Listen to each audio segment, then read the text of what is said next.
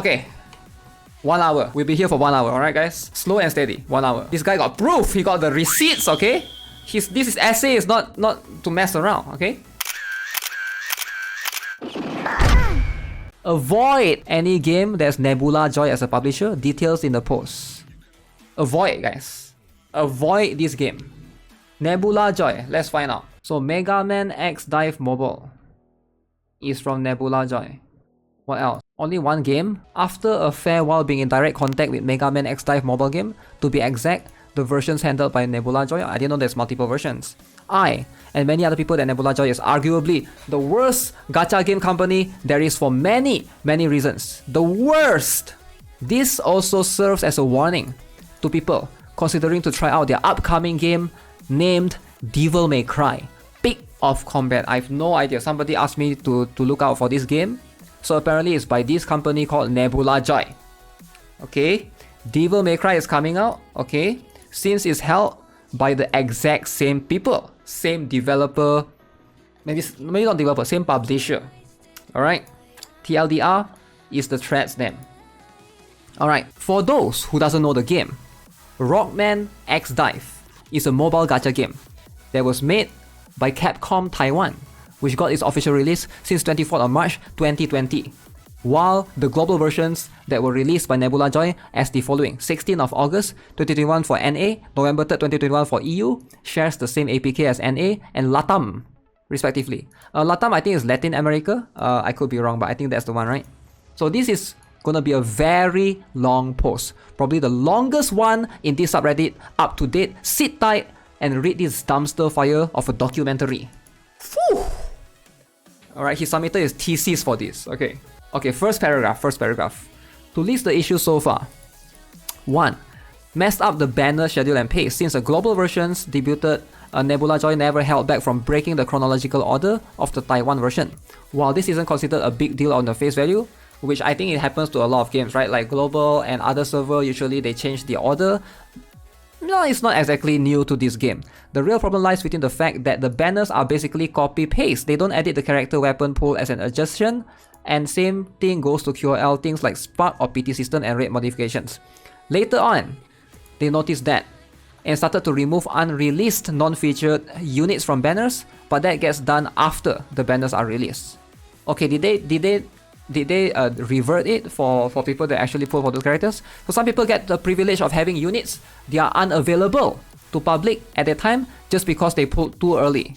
Okay, so basically, as far as I'm understanding this is, I'm going to use Genshin as an example. For example, Genshin has first banner is Chichi banner, second banner is Zhongli banner, but that's on CN server, and then in global maybe they swap it around. They go and put Zhongli banner first, but then they messed up because some of the characters, maybe that's not a good analogy, but I think some of the characters, when you swap banners around, it messes things up because that banner might feature certain other characters that they are not supposed to come yet. So they did remove it. Okay, so that's fair. Not to mention the very fast banner release rate, which serves for nothing except preying on people's FOMO to a limit, that when they started to make banners last longer. Okay, reason 4 was that Mad Rush caused a big lack of banners to cover the noticeable content drought. Refer to picture 1 as an example. Okay, I'm not going to read through the entire thing. I'm not going to click on any drive, but because there's a lot of things to read here. Alright, so Halloween Ale banner incident. This happened way back since late October 2021. In TW, this banner lasted a week and had daily free multi-pulls. Okay, so in the other server, they give free daily pulls, maybe 10 pulls every day for 7 days or something like that. So Nebulajoy decided to omit them for no apparent reason. So Nebulajoy decided to remove the free daily multi-pulls. The character was meh, but had her fans. This basically meant stripping players from some free resources, so everyone fought for getting them back and succeeded. Okay, so they did get it back. Alright, so this is considered tame in comparison to other things, but it set the precedent for what to expect from them. 3. The controller bug. Definitely the most notorious thing Nebulajoy has ever done. Since 22nd of December 2021, controller support broke down for Android devices in NA or EU. Okay, so keep in mind this game we're talking about is Megaman X Dive. So Megaman X Dive, so of course people want to play with a controller, I get it, right? Makes sense. So rendering many people unable to play the game properly and compete in PvP due to having meta exploits that requires controllers to utilize them properly, which put them at a disadvantage compared to iOS or even emulator users. People complain daily about it, with developers promising to fix it next week. Each time the promised time arrives, they use the excuse of, okay, Google Play didn't verify the update, or anything to cover up the mess, which was done for a total of 3 weeks until the fix came in 16th of January. No compensation was given to users affected by this issue, and lots of players quit the game, never coming back, not to mention the bug came in the middle of a raid as an insult to the injury. Okay, this is crazy. So, EU and Latin America mistreatment, LATAM. NA has always been the spoiled child out of the three, but the other two always get shafted when it comes to any single thing that can be talked about. Less codes, less codes as in coupon codes, right? Coupon codes, features coming later compared to NA. Bugs is only present there but ignored, barely getting fixes if any. Also rewards or reward campaigns being exclusive to NA. Cheaters and hackers being ignored, which screwed players from reaching the top ranks without compensating them for that. And many more things that even extends to missing translations, screwing players out of the certain rewards for slight inconveniences. Okay, a bunch of pictures to click there, but I'm not going to look at. Allowing AI generated pictures in art contests, as it said, this was clearly stated in the rules, which discourage many actual artists from participating. So they have a contest in maybe their Facebook or Twitter or something, which makes sense, but they allow AI generated pictures. The qualifying requirements were also too specific that some people got disqualified without realizing it because of a certain hashtag. I think they have the rights to do this, right? I feel like if they allow this, they allow this. Like it's their competition, it's their rule. So I don't think this is something that you can attack them for. Allowing AI generated art is kind of bad, but yeah, it can actually discourage actual artists from participating, but it is what it is, you know, like it is the rule. If they allow this, they allow this. So it's always, I don't see this as something that, unless you said, okay, NA server is allowed, then other server is not allowed, then that's a different thing. But if they allow in general, you know, I feel like it is what it is. It's their contest, they're allowed to have such a rule, right? Streams and accompanying flash packs. Since the 10th of August 2022, NJ Dev started to host weekly streams every Wednesday. That lasts for 2 hours, offers a bunch of codes that can be redeemed for various rewards. The problem with these streams are the following. Okay, basically this is like a weekly update stream. Like Genshin do this. Not a weekly update, but Genshin has this once a month or something, right? Every gacha game has this. So why is this? What's wrong that they did here? A, since streams are during this time for EST time zone, is 2 to 3 AM for CET time zone, which makes EU players unable to redeem some of the codes that don't last long enough. Time zone is always an issue, right? It's tough, but they should allow the codes to be there for 24 hours, right? I think that should be fair. During every stream, there's a flash sale that lasts for approximately 20 minutes. Okay, that sounds like an issue, which has considerable value compared to the horrible packs they make. First time they make these pack servers, broke down due to the pressure, which caused some accounts to get charged multiple times for one pack, or getting the pack multiple times for single purchase. It's 1 time per account.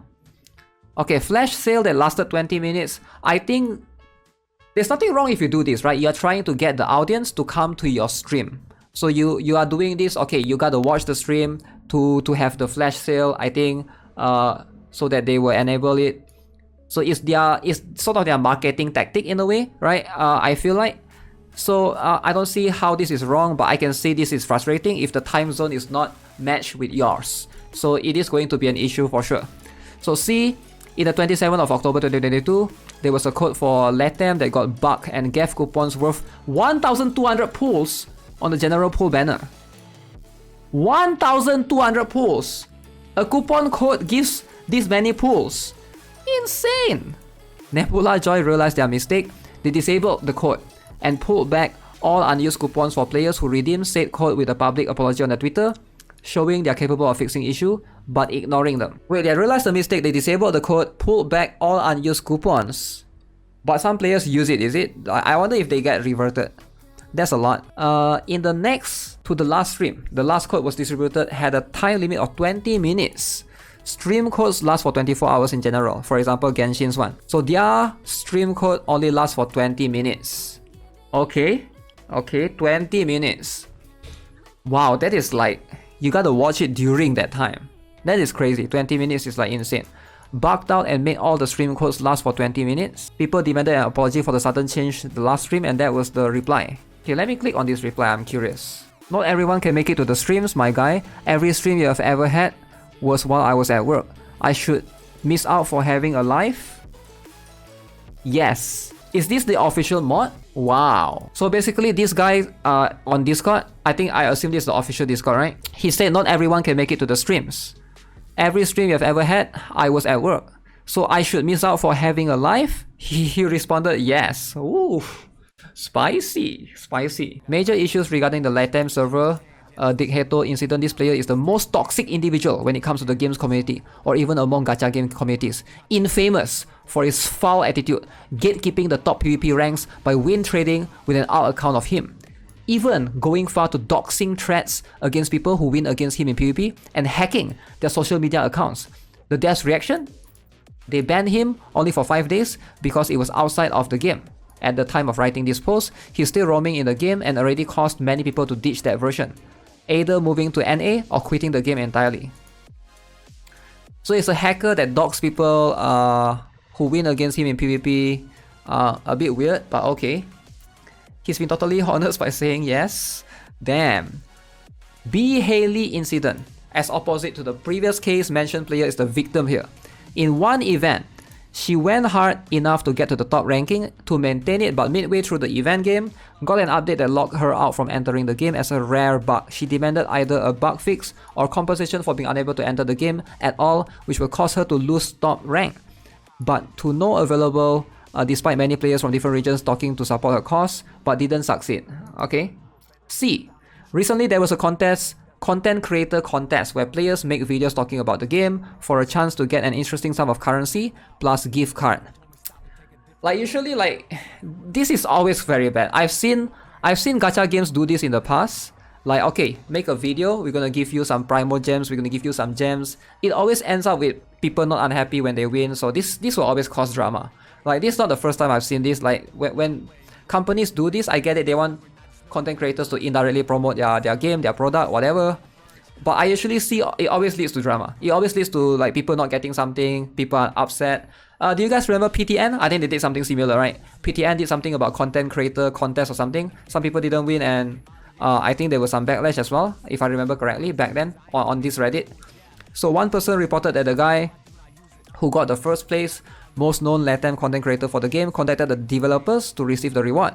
Okay, they told him if there isn't an issue to get an amount of games currency that equal gift cards worth, dude refused, and now the developers ignore him completely. Wait. So basically the developer promised gift card, but then the developer later said, okay, no, we can we give you in-game currency instead? He said no. So first place 500 EM or $50 Google Play or Apple gift card. Second place 400 EM. I'm guessing EM is the inside the game currency. I thought with the dude who got first place, he's my guildmate. Or worse, since I did quit, he said MFs didn't give him the gift card. Said they asked him if he wants a value of metals for the prize money. For the money prize, he said no, and they have been ignoring him since then. So he didn't even get anything. That sucks though. That sucks.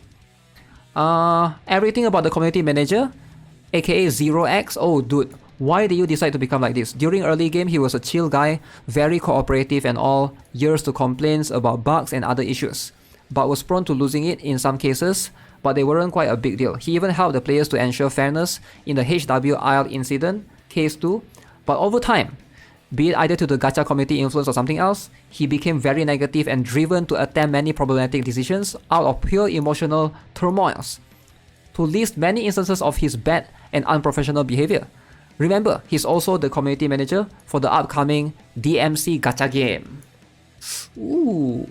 Muting or banning users just because they criticize some aspects of the game's very poor management without moderation team noticing, aka power abuse. Noticeably, non-NA players are ones who take the hit in such cases. Picture 7. The two named banned users are EU players, while the muted one is an NA player. Further showing the discrimination. Okay, a lot of screenshots here. A lot of screenshots, a lot of stuff. Better rates, decided to split the better rates. The video has lots of things that you are better off seeing for themselves. Okay, a YouTube link. Okay, unbanning controversial figures from the server because they pay in-game despite how toxic their attitudes and actions are, with the decision being solidified by the moderation team beforehand, even going far to defend and make sure they don't get unbanned again. Also, most of these people, along with other whales who get cherry-picked by same dude to get access to future content and DMs, can't show a reference pic for reasons. E. One LATAM player was trying to tell the devs about the countless game issues so that his voice can be heard in main channels. Our favorite developer tried to use bugs, read rewards sent by mistake. They got patched instantly as a counter argument until they decided to make a role called LATAM only, as is the name, only allows you to write messages in LATAM channels specifically to silence that guy. Okay, very weird stuff, but alright. The thesis is real here. The thesis is real here.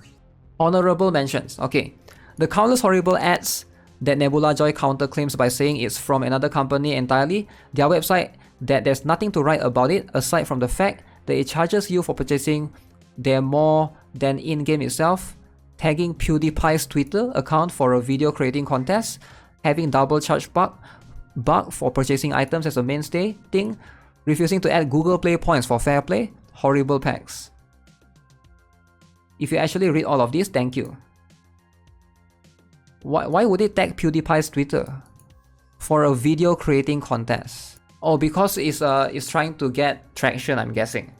It's not about the game, it's about the developers, yeah. And he's trying to warn us because there's an upcoming game as well. This made me curious, maybe I should play the game. Yeah, maybe you should play the game. Okay guys, I want you guys to rate this essay. What do you guys think of this essay? How long do you guys think he wrote this? Like, let's be honest. This is not easy, alright? Have you guys ever wrote such a long essay in your life? When you guys were in high grade school? It is a long one. Dedication is priceless, I know, right? But hey, as long as we get to enjoy, I think it's good to know how this company operates, Nebulajoy. I'll try to look out for this company in the future.